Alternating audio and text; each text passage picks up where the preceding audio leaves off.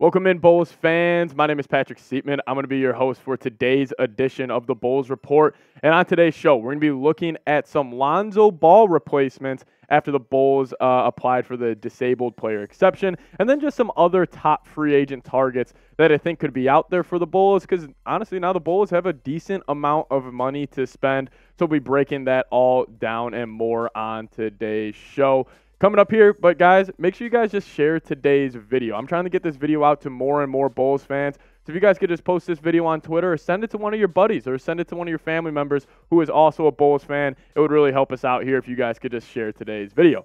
But this was the news that broke yesterday from Shams, and he tweeted out, the Chicago Bulls have applied to the NBA for a disabled player exception worth $10.2 million due to injury of Lonzo Ball, who is expected to miss the entire 2023-2024 season. And this was expected, the Bulls to apply for this, but I think this opens up the kind of a realm of possibilities for the Bulls, because they have 4 roster spots that they're going to need to fill with their latest exceptions. They have the disabled player that is going to be around 10.2. They have half the MLE, which sits around $6 million per year, and then they have the biannual, which sits around 4.5. Then they also have another roster spot that they could fill in with a veteran minimum type of deal. So I'm going to be giving some names that could possibly replace Lonzo Ball, and just some names that could possibly fill in that disabled player exception and that MLE, and then also the biannual. But before I give you guys those names, our bosses challenged us to hit 300 likes on today's video. They came into the studio right before we were filming, and they said,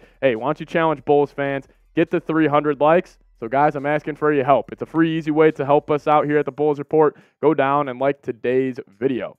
But I will say on the Lonzo Ball replacement front, I think the 2 names to replace Lonzo Ball are already in-house, and I think it's Jevon Carter and Ayo Dosunmu. Obviously, Ayo is still a restricted free agent, so there's still that question mark up in the air on if the Bulls are going to bring him back. But I think Jevon Carter could be the starting point guard for the Bulls this upcoming season. I would have faith in him running the show. And then obviously if you have Ayo Dosunmu as well, maybe coming off the bench as your starting point guard, I would be okay with that as well. But right now, with the Bulls rosters looking, they obviously have some more spots to be filled in. But right now, they still got Carter running the point right now. I have him slotted in as the starting point guard. And then DeRozan and Levine at the wing spot, and then Vooch and Patrick Williams at the front court. But then the bench started to get filled out a little bit, with Ayo still being a restricted free agent, Caruso still on the team, and then Dalen Terry, Drummond, and with the Bulls bringing back Kobe White. This is what the roster looks like so far, and the Bulls still have 4 exceptions that they could play during the rest of free agency.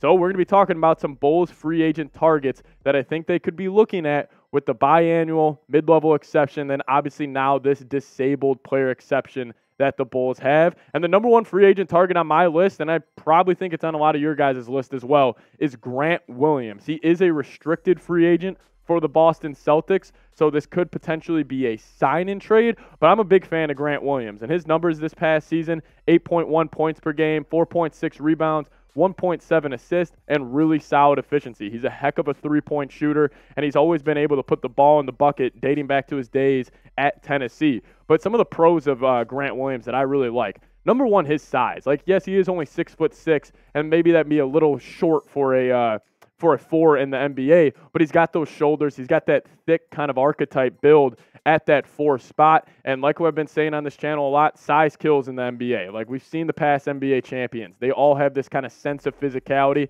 I mean, the Nuggets last season running Jokic, Aaron Gordon, and MPJ at the 3, 4, 5 spot. It was really overwhelming for a lot of teams. Then also corner shooting. Grant Williams shot 50% from corner threes this past season. I think that's a huge addition to kind of have to an offense, and it's a huge kind of X factor because especially in the NBA playoffs, a lot more open shots come from that corner position. And if you get a guy like Grant Williams be successful in shooting the ball, like we've seen with the Harrison Barnes for the Golden State Warriors back in the day, or what we've seen with PJ Tucker and what he's been able to do, I think Grant Williams fits that mold. Then also the dog mentality. I'm a big fan of Grant Williams in that aspect. Like, I love the image of him going nose-to-nose with Jimmy Butler. Yes, Jimmy Butler did end up clowning him in the end, but I respected the stones and I respected the nuts on Grant Williams to at least challenge him. And I'm going to ask you guys this question. I'll make this the pinned comment on today's show. So with Ayo Dosunmu still being a restricted free agent and the Celtics possibly needing a point guard still, would you trade Ayo Dosunmu for Grant Williams? We can keep it straight up like that. The contracts would end up matching. Would you trade Ayo for Grant Williams? I'll ask you guys. Give me a T for trade or a P for pass down in the comment section. Number 2 on my list is PJ Washington from the Charlotte Hornets. And this is another guy. I am a huge fan of his game. This past season, 15.5 points per game, around 5 rebounds, and he is a very solid defender. He's got really good size, too. I mean, I feel like these guys that are sitting around that like 6'6", 6'7" kind of archetype build with a really long wingspan and really just solid stature in his build, I think it's a huge addition for any team's defenses, and especially in the modern day ball. And then he also shoots 35% from deep. But I'm a big fan of PJ, and this would be another one where if the Bulls would bring him in, I think it would contribute to winning at one of the highest levels for the Chicago Bulls. I've been a fan of PJ's game for a while now, and I think if you would bring him into the Chicago, and he's kind of got that dog in him too, similar to a guy like Grant Williams. So I'd be all in. That's why he lands 2 on my list.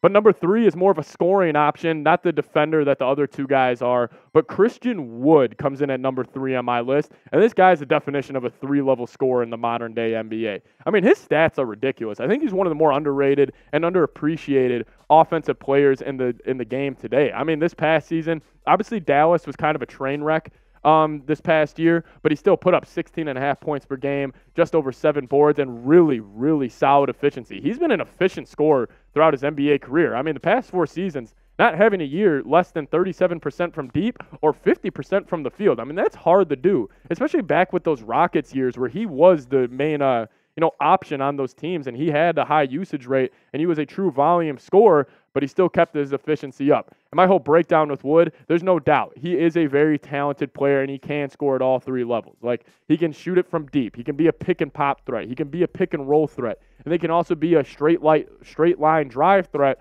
but he has yet to contribute to winning at the highest level. He has yet to even, I believe, play in a playoff game during his NBA career, dating back to Houston, then this past year with Dallas. I'm a fan of his game. Maybe he's the type of player where if he gets in the right culture and right fit, we could really see him kind of take that game to the next level and kind of be known more on a national scale, because this guy is a true 20-point-a-game guy in the NBA, and I think if he gets in the right system, we could really see him pop.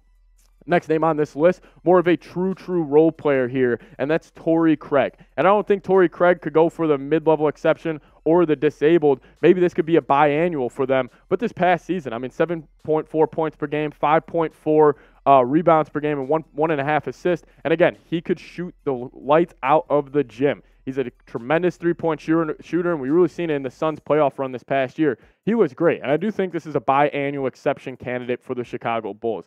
The biannual right now is at $4.5 million. Maybe Tory Craig could thank 2 years for $9 million, or maybe 1 for 4.5. Maybe the Bulls could possibly bring him in. He brings that defensive intensity, and he would fit in very, very well. Maybe if the Bulls do lose Io, they could bring in a Tory Craig, pair him up with Javon Carter and Alex Caruso, and still maintaining one of the best defensive backcourts in the league. So I'm a fan of Tory Craig. I think watch out for him as a biannual guy for the Chicago Bulls.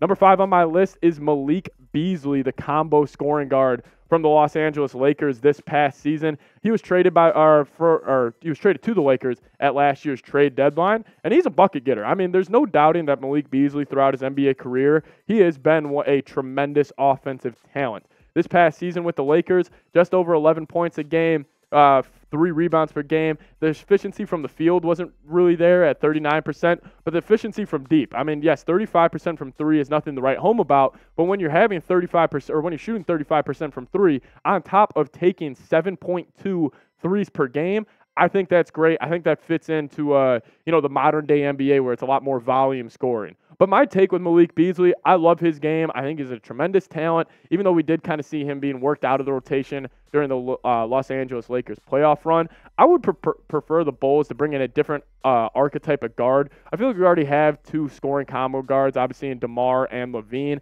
I would rather Bulls kind of go the more bulldog mix, where you maybe bring back an Ayo DeSumo and kind of keep that defensive intensity around DeMar and LaVine. Because if you're trying to win games this year, LaVine and DeRozan, they're going to be your scoring output. They're going to be the one getting majority of the shots. You got to have the guys that are going to get in there and do the dirty work and really grit it up. And Malik Beasley, that's just not really his style. That's not his archetype of play. So I'd rather the Bulls go a different direction. Maybe a guy like Ayo DeSumo, or maybe even bring back a guy like Javonte Green, for example. But as you guys, I just gave you guys 5 names that I think the Bulls could sign with their new exceptions from the disabled player, from the mid-level, and to the biannual. And then obviously they have a vet min that they could still offer somebody. But let me know, who do you guys want the Bulls to sign? And if you guys have another Lonzo Ball replacement out there, let me know that as well. And as always, guys, thank you guys so much for watching today's show. Make sure you subscribe here to the Bulls Report. We'll be your one-stop shop for all news and rumors. Shout out to everybody who's hit that subscribe button, and thank you guys so much for 3,000 subs here. We'll see you guys next time. Go Bulls.